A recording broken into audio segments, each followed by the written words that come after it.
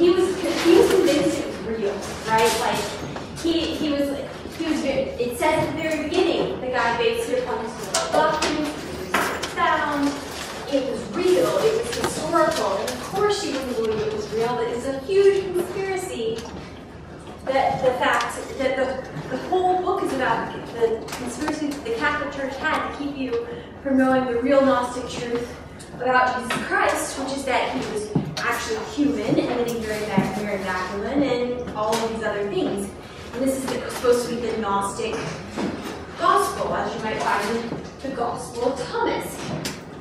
And at the time, I was just like, okay, you know, I studied this, and this does not fit in our document. And I think one of the things that's particularly interesting about the Da Vinci Code is the way it presents Jesus Christ as a Gnostic, as a fully human.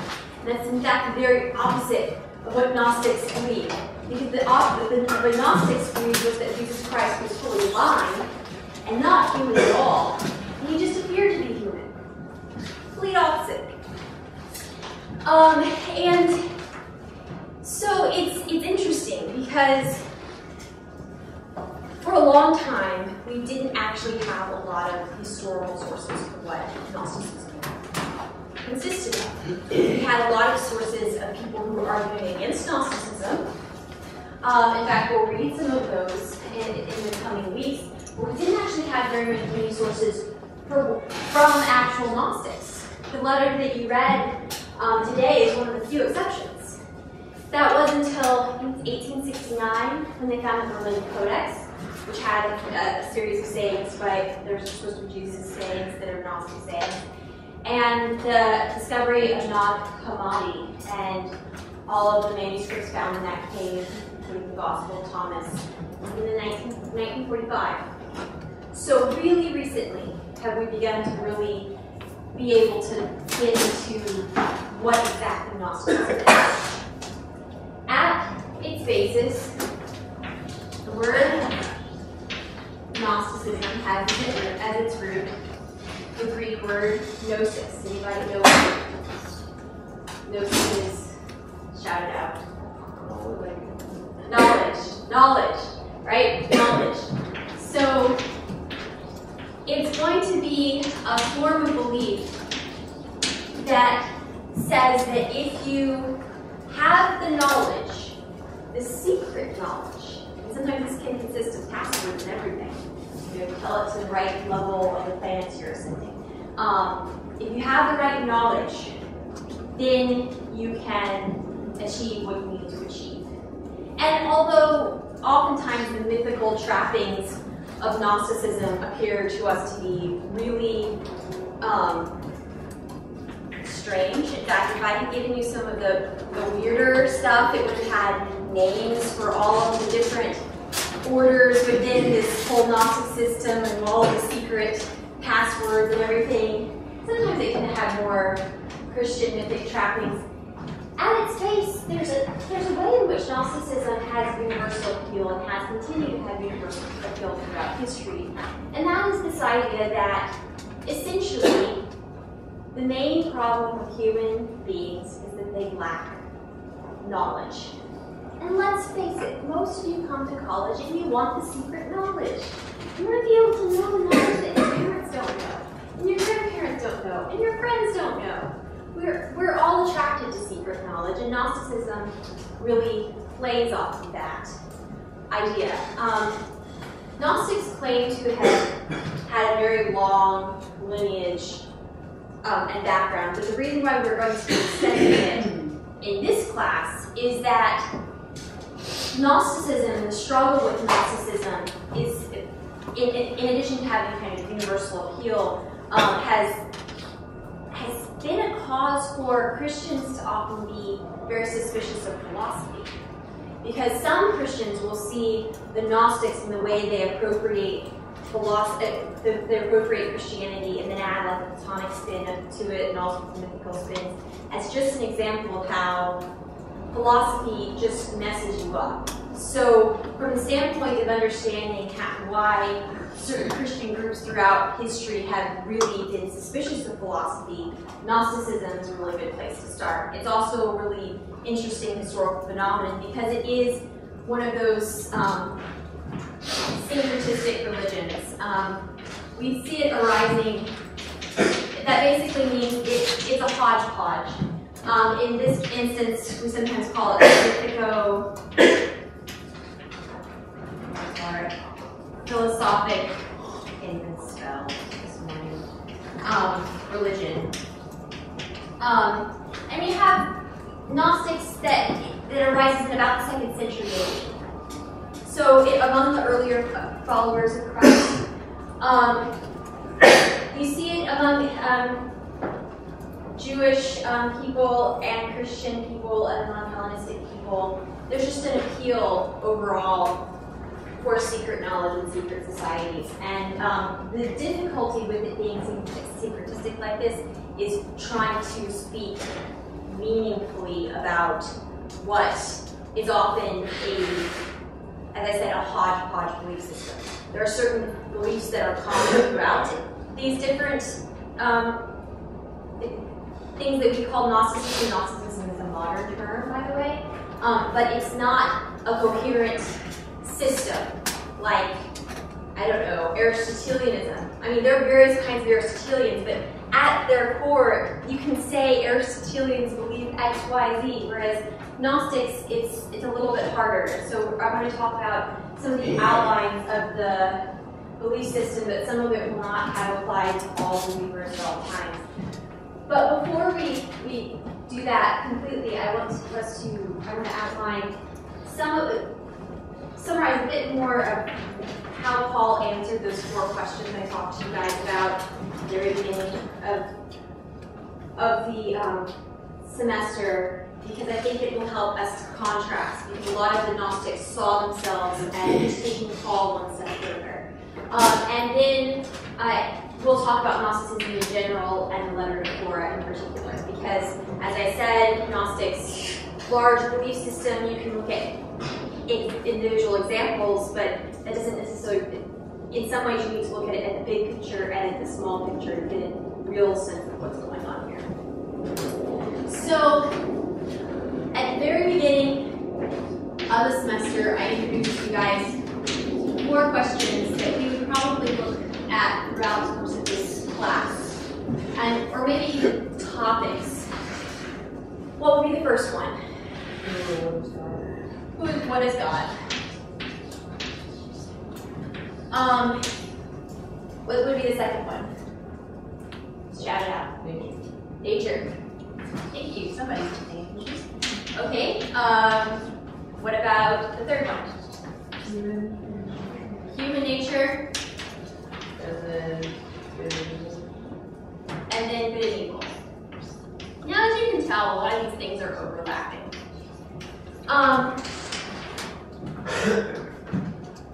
With respect to Paul, what aspects to this,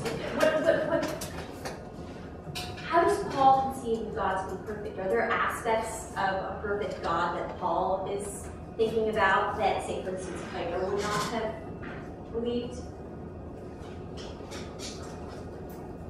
Paul thinks that God is personal and establishes relationships of love with particular people throughout history that were alienated from that relationship, but Plato, the forms are impersonal and we're alienated from knowledge of them, not through a relationship. Yeah, that's a really good summary. I really like that. So she said that Paul believes that God is personal. This is kind of a Jewish concept of God, and that our problem is alienation within a relationship. Whereas Plato would have thought that we were that God is not necessarily personal. The forms are definitely not personal, and that we might come to that what we need is knowledge. Are there any ways in which this personal God has revealed himself more recently in history? This wouldn't necessarily just been in Paul, but in the Gospels. Big one. Big one. It would seem obvious.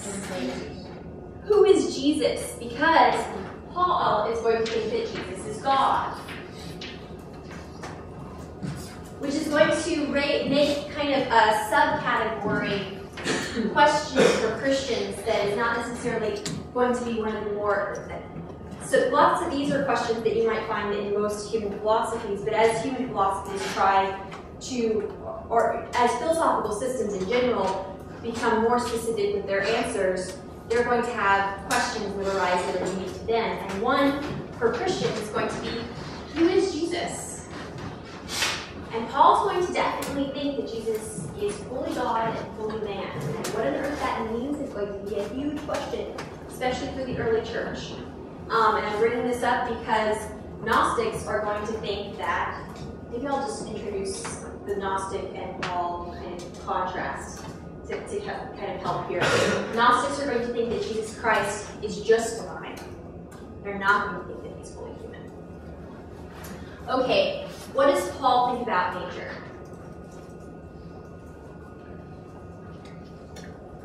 Someone in the back there. Texas shirt. What does Paul think about nature? Think about nature. Probably a lot of things. Is it fundamentally good or bad? Yeah, so I think you would say it's fundamentally good. Okay.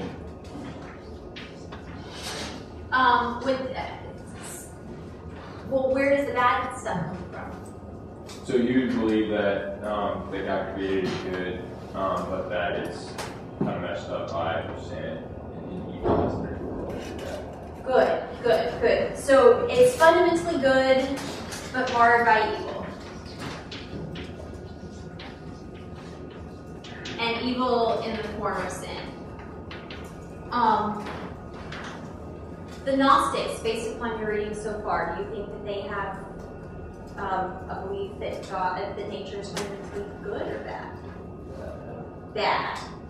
Why do you think it's bad? Got this huge myth, right, about how the feminine reality basically took a weird turn and imprisoned the whole of souls in existence who had full communion with knowledge into the evils and marred matter, right? So matter is fundamentally evil, especially for a soul to be involved in, right? So a soul is so nature, at its root, especially material nature, is going to be, not especially for the Gnostics, I mean, for some of the Platonists, they're going to see it as a lesser good, but for a lot of Gnostics, nature is going to be fundamentally evil. And if you were looking at your Chadwick reading, which I'd encourage you to read some of that, the history that he gives, because I can't give all of it here, we're going to focus more on arguments in this class. If you look at the way in which this played out in some of the early churches and some of the things that they initially thought, some of the Gnostic beliefs that nature was bad could actually have a twofold result. One is you could think that, oh, nature's bad, therefore I probably ought not to get married because I just ought to abstain from try to not eat very much, basically an ascetic kind of approach to nature because it's fundamentally bad. Another approach to nature, since it's fundamentally bad, is to say, I'm stuck, I might as well enjoy it. I mean, there's nothing, I'm going to have to deal with it anyway, I might as well just do whatever I want. I can marry my father's daughter, right? Like, not my father's daughter, yeah, my father's daughter, my sister. I mean, you have people thinking like this, right? So Paul, though, is going to tell these people, especially in Corinth, and the like, no, nature is good, but it's marred by sin and evil, and you need to repent and try to live within that. And then, if by extension, what's human nature? Professor Bonneback got even more into that. Answer, Danny. Human nature is fundamentally good. Okay. But sinful. Okay, so good but sinful. How did Professor Bonneback elaborate upon that most recently? What are some elements that he brought in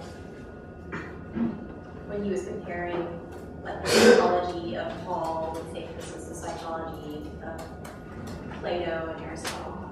Paul thinks there's there's a reason, but it's too weak for permission. Okay, good. We have reason, but it's weak. So our reason actually needs help. It needs grace to complete it. And what else is weak internally in a human being? Our will. Our will, right? Weak will. To do the very things we don't want to do. Yeah, and he uses a term for that. It's called to what? Within the human being. Do you remember that? War. What? To war. There's a war, yeah. Two natures, especially, and there's a question as to what the flesh and the spirit, yeah. And this is there's some debate as to whether this passage is supposed to be describing the Christian life or the unsaved non-Christian person's life. But you've got this weak will, you've got a flesh that's at war with it. And it's interesting too, right? Because it's a concept of will that we take the concept of will really for granted. In the ancient world, it's not. It's kind of a concept you don't necessarily have to have in your philosophy or in your psychology. You could have this concept that says, okay, if you had strengthened your mind enough that you knew what the good was, you would just do it. If you made your body so that it was under your control, you would just do the good. That's what would happen. The concept of will, however, which you can think about, there's a question of when it arose, and maybe Christian philosophy definitely brings it to the fore, it says that there are certain things about the way we make choices that aren't dependent purely upon desires or reason. So, I mean, let's think about this for a minute. I mean, we know this now, but like, okay, I'm gonna go to this, I see two pieces of chalk. They're equally far away from me, they're equally the same, they're just as good, and I go over and I pick up one. One could, in certain traditions, say that's just a matter of chance. Because there's no desire on my part, there's no reason for me to choose it, I just chose one. But you could say that there is something within human beings that just chooses. That there's a faculty of reason that takes all things into account, but it doesn't, and that would be the will. And for Paul, that would be, this will is going to be considered weak, fundamentally weak. Okay, so this is human nature. I mean, as you can tell, all these questions that we're playing, we're thinking about play into the question of the origins of good and evil, so we won't go too much into that. But the one thing that I'd like to add to this, and I'm running out of room, so I won't write it, but or just taking notes, I'm sure you can write it, is you have a new question, which we didn't get into very much in class, but I want you to consider, and that is, if human nature is capable of regeneration, if it's capable of, say, belief in Christ changes nature in human nature in some way, so that it's now sinful, it was sinful, now it's in a slightly different state, but maybe the flesh still remains. The question then becomes, once human natures are generated in some sense, how possible is it for it to do good things?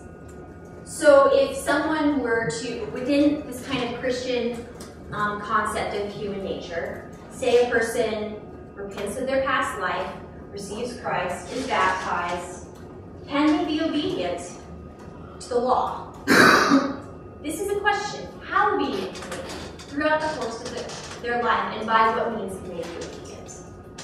So that's one extra question, which is, so basically, and I talked to you guys a little bit about this earlier, this concept of nature not necessarily being, most of our science depends upon the idea that nature is static.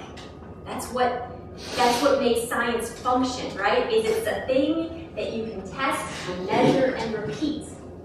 You can repeat things, and therefore but the only reason that works is because it's repeatable. But within Christian concepts of human nature in particular, the idea is that human nature has changed in the past and can change in the present. Odd, right? Like, it means that human nature was one thing when it was created. Perhaps the nature after the fall is kind of like when our computer programs get corrupted, right? And then somehow it acquires a second nature. You're going to have to think about that and what that means. So we've got another kind of question, kind of subsidiary question about what is a regenerate nature? Question mark. And then we also have a question which we talked about before, is what is the nature of the Hebrew law? Which I forgot to bring in. And we'll come back to the letter of Flora, because what Paul is going to say is that the law was good. Internally and externally, the law is good. It's human beings that are the problem. The law shows human beings where they're in need, but the law is good. The law has its root, love of God and love of man, and it gets more and more detailed so that they can know internally and externally they're not measuring up to what they're supposed to be. And then finally, in terms of human nature, he's going to believe that humans don't just need justification, and this is going to be a major point of contention with Gnostics. They need resurrection, right? And this is where Gnostic ideas and modern ideas are not too far apart, because Gnostics, even when they claimed to be Christian, held to a concept called the immortality of the soul. I hope you guys have that because we're running out. And so basically the immortality of the soul basically says what you really want is freedom from the body. This is Socrates' hope.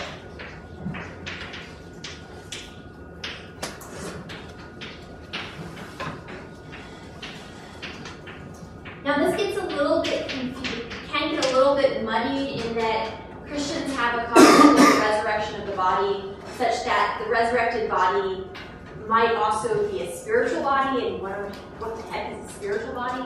But in some ways, a spiritual body is supposed to have some continuity with nature, which is fundamentally good. Why I'm going back to nature, right? That basically it's nature, taking nature and fixing it and possibly making it better. Whereas the immortality of the soul is about escaping nature, the human bodily nature. This is a fundamental difference between the Gnostic belief and what Paul is going to be talking about. And you'll remember when I talked to you about at Mars Hill, that when everybody got up in arms and were like, what on earth is this person talking about? It was this question of the resurrection of the dead. A lot of the people who held to this belief, who agreed and were like, yep, with respect to God, has to be perfect, he has to be good. Okay, I can see the perfect God being a creator God. Whoa, you're talking about the resurrection of the body? What the, huh? Body's bad. Body does things we don't want to do. Why on earth would we want to save the body, right? So this is going to be an ongoing question. So are there any further questions or comments about Paul and what he's adding to Christianity? Okay, so at root, Gnosticism, I'm going to move on to, Gnosticism has at its root a kind of dualism that says there's a battle between good and evil. And some dualists believe that this is a good force and a bad force. For Gnostic, he's going to believe that it's fundamentally the battle between God and matter. Like matter is the evil part, and God is the good part. Sometimes it can be there can be a material, evil God as well. So it's a dualistic conception of the universe. And human beings are understood to be basically that long throw. Okay. Why are we just going back over this?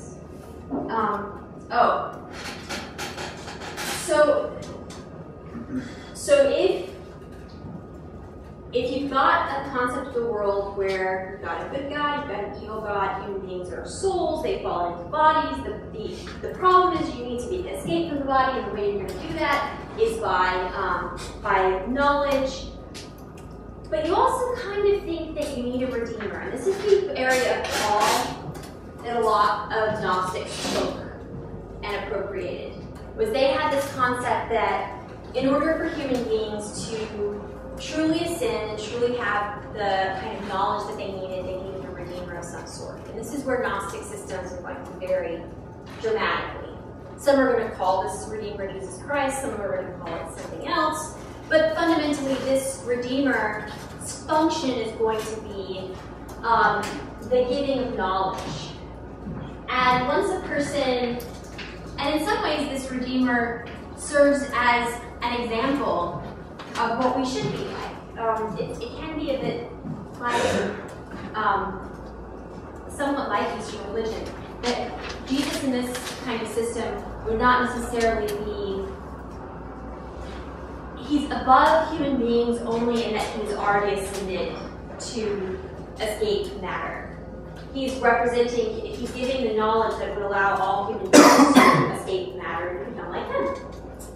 And as I said, some of these, almost all of these systems have some sort of myth attached to it, and they prioritize the mortality of the soul over resurrection.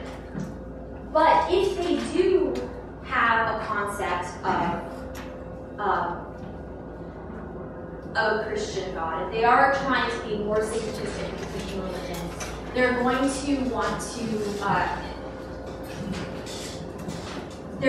want to have that question of how do we relate the Old Testament God and the Old Testament laws to this New Testament God and this New Testament laws. Why is this going to be a question? Anybody want to take a stab at this? Why do people want to feel like this is a question that needs to be answered? If you go ahead. Because initially, like on the surface level, I guess it seems to contradict itself. I don't know, you kind of go from the Hebrews having a tradition of slaughtering animals as a sacrifice, things like that, and Jesus is like, no, I don't have to do that anymore. It's all good. And I guess it's kind of confusing. Yeah, so I mean, the Old Testament God seems to require sacrifice, animal sacrifice. The New Testament God, I mean, kind of, Jesus Christ is a sacrifice, but he doesn't, there's a lot less bloodiness to it. There's definitely an emphasis on prayer as sacrifice. What are some other things that people might see as contradictory between the God of the Old Testament and the God of the New Testament? Or perceived as contradictory? The New Testament God is like far more forgiving, I guess. Okay, yeah. Graceful.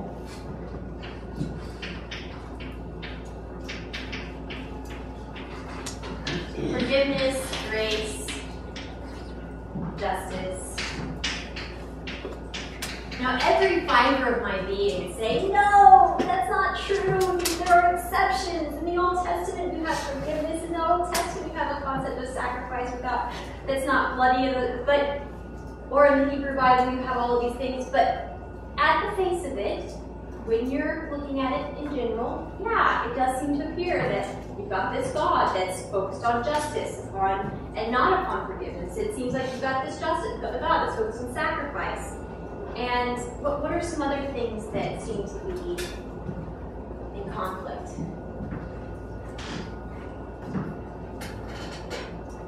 The Old Testament kind of, like you're saying, the face value seems to be a very exclusive almost to just Jews, whereas the New Testament is kind of really broad. I mean, to kind of like more of a universal, inclusion. Good, good. Yeah, so the Old Testament seems to be focused primarily upon just the Hebrew people, and the New Testament seems to be focused upon opening up this message that's supposed to be universally applicable to all human beings. So among Gnostics, there are going to be two different ways people are going to approach this. And to be fair, these are ideas that we might even encounter today. One is going to be the approach of Marcion, and the other is going to be the approach of Ptolemy, to be read today. We'll read Marcion, or we'll read some of Marcion and Marcion Knights in the future, but just to kind of give you a sense, Marcion's going to say the Old Testament God and the New Testament God are two different gods. The Old Testament God is an evil, vindictive God, and the New Testament God, Jesus Christ, is the perfect God, the good God, the one we should be worshiping. So that is one way to look at it. So we should just toss out the Old Testament and look at the New Testament. And now, fundamentally, one of the ways in which you're going to have to, both Gnostics are going to have to, they have to come to grips with some things, is that a lot of New Testament writers seem to see themselves in continuity with the Old Testament. So how are you going to deal with that? Would it be fair to say that the Old Testament God is more adept at dealing with evil, given the New Testament God with Jesus Christ are fairly nice, fairly inclusive, and don't necessarily deal with. Okay. If it comes to you, let me know. Yeah. Yeah. And so, but Ptolemy, in the letter to Flora, which you read today, has a solution coming from Plato's Timaeus, which you guys read earlier. And that solution is that there is, yes, a perfect God, and that is the God that's represented by Jesus Christ. But the creator God in the Old Testament is not that God. Okay, remember on Paul on Mars Hill, that was one of his main points, was that the perfect God and the creator God are the same God. Ptolemy saying, no, they're not the same God. But that doesn't mean that the creator God is evil. That would make sense. It seems to make sense based on the face of it that the world has good things in it. An evil God would make a world in which kittens were perpetually tortured. He wouldn't just make a world in which kittens were only sometimes tortured, right? Like that you would expect that an evil God would just make everything evil all the time, and not. I mean, maybe in a possible world that exists, but Ptolemy says that in this world, he doesn't have concept of possible worlds. In this world, there are good things.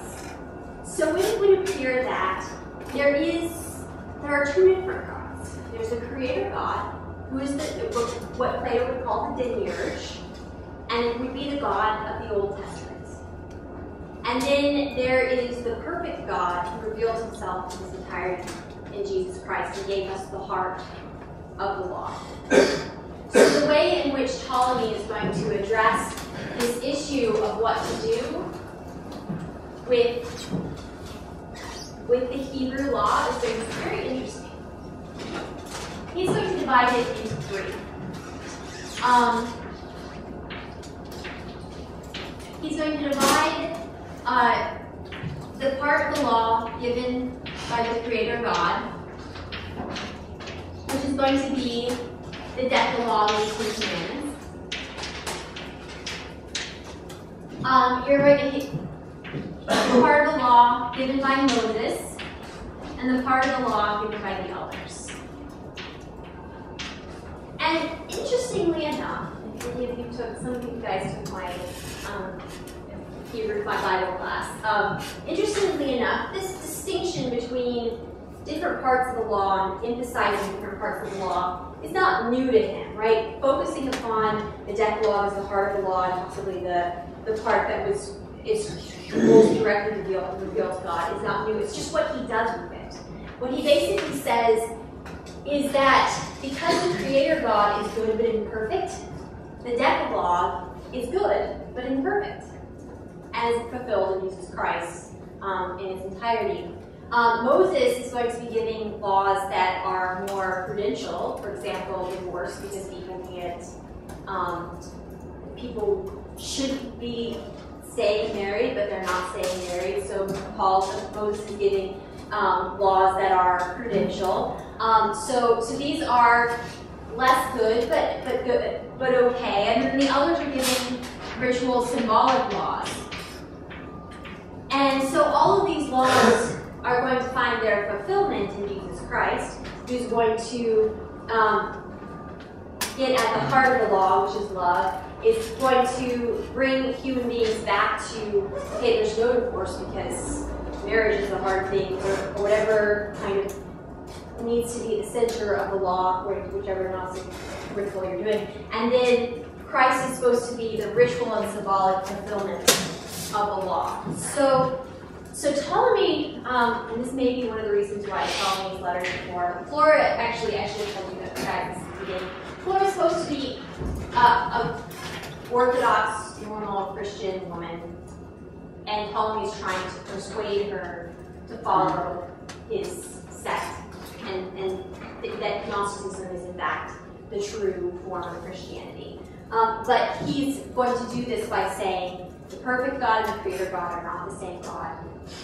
And this is how we can understand the law to be fulfilled in Christ, but the Old Testament is still not important to us. So, are there any questions or comments about this, about the readings that came up? Go ahead. Another question. He, in the letter before, did he propose like a third God, like an intermediate God? I thought that's what I read. It was kind of confusing. Yeah, the demiurge is the intermediate God. That's a good question. So there's an evil God. He's not the creator. The demiurge or creator. Demiurge just means artisan. Is the intermediate God. Yeah. Can you elaborate on that? Because he was talking about like justice and like how the demi for like the middle one wasn't unjust but just, and I kind of lost it there.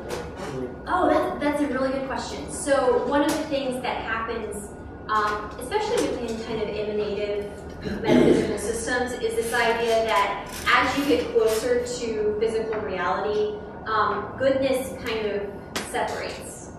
So this God, the part of this God that is good is that he is just, but he's imperfect. Therefore, he doesn't have the mercy that can counteract that justice. So the intermediate God who creates the world, one of the good things he has about him is his justice, which is what we're seeing in the revival. But one of the bad things he's missing is his mercy, which is what Jesus Christ supplies.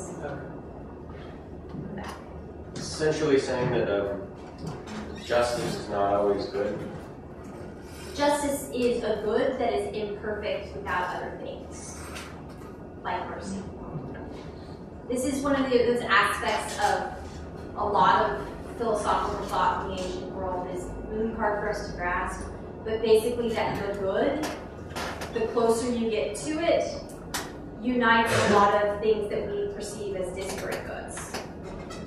So I might think on this realm I can only see justice here and mercy here. There's only Jean Valjean and Javert here. But in God, somehow Jean Valjean and Javert are like one if it's perfect God. But if it's the Hebrew intermediate God, according to the Gnostics, according to Ptolemy, it's just going to be Javert. It seems kind of interesting that, like, I guess if there's this idea that the Old Testament God is kind of more, I guess, focused, if you will, on like justice and maybe wrath. I don't know if that's the right word. And then the New Testament God, which I guess is personified in Jesus, maybe, is kind of more focused on mercy and grace. I mean, obviously, these are humans writing about these different attributes. It would be kind of really hard. It kind of seems funny that just maybe couldn't understand the fact that it's just the same God relating in different ways, you know, and that humans are really not good at writing, portraying. Like, it's almost impossible to write about it. It's almost impossible to write about justice and mercy being one thing versus two things. And so, I mean, and it seems to me like you could have like one person that can just be a total jerk sometimes or really nice sometimes. So why couldn't God be that way? But not in a negative way. Just he's always the same God. He's just kind of different attributes. Like it just seems like interesting that they would be trying to argue that these are two different gods. Yeah, I mean it's very human response. I just want a clarification on what Marcion and Ptolemy differ on. Like, what does Ptolemy believe? Ptolemy's going to believe that the Old Testament Hebrew God is an intermediate God, a creator God, a God of justice. But Marcion is going to believe that the Old Testament Hebrew God is a vengeful, wrathful, evil God, and thus we must just dump the Old Testament. Okay, so Ptolemy still believes in the idea of a perfect God. Marcion doesn't. Marcion believes in a perfect God. He just thinks that the Hebrew God is not that. Okay. Thinks Jesus Christ is that. That's a good question. All right. You have a question? I was curious, is Manichaeism a form of Gnosticism since they both have this kind of dualistic? Yes. I mean, Manichaeism can be seen as a form of Gnosticism. It's kind of odd, though, because Manichaeism is a form of dualism, but it's also a very physical system in terms of there's not a lot of concept of an immaterial world. So I'm going to have to get back to you on that because, like I said, Gnosticism can be not consistent with one another. Does it have like an element of Christianity in it, since Augustine was the Manichaeist, or is it just totally dualistic? There's not anything to do with Christ being like A lot of Manichaeans, like a lot of Gnostics, were influenced by Christian ideas. One of the things that I don't know how much experience you guys have with places like India or other. We tend to in the Western world be like Christian, you're Jewish, you're Muslim, you're Hindu. A lot of places in the world tend to try. I mean, we do this, but we tell ourselves we're not doing this. They tend to try to be syncretistic. We'll take, sometimes they call this cafeteria-ition. I like that part, like that part, I like that part. It's a historian's worst nightmare, really, because it basically makes it really difficult to actually say, oh, this group of people believe this because everybody is doing their own thing. And you're like, can't find a system here because there isn't one. But isn't that kind of like what Jesus did with Judaism, though, when he basically saw that the will is ultimately weak, so it's kind of like impossible to follow the Old Testament forward, such like needing mercy of the body because you can't. Like that's. I think what I would say is that the people who will be standing up against Gnosticism would say that there are elements of Gnosticism that are appealing because they are appealing to something true about the message, which is that Jesus is doing something new. The question is how new? How much is he fulfilling something, and how much is he in line with the tradition, and is he in fact just a manifestation of the same perfect God, and how much of this is. So is the Hebrew God the perfect God? The God that we talked about before, the philosophers who's omniscient, omnipotent, perfectly good?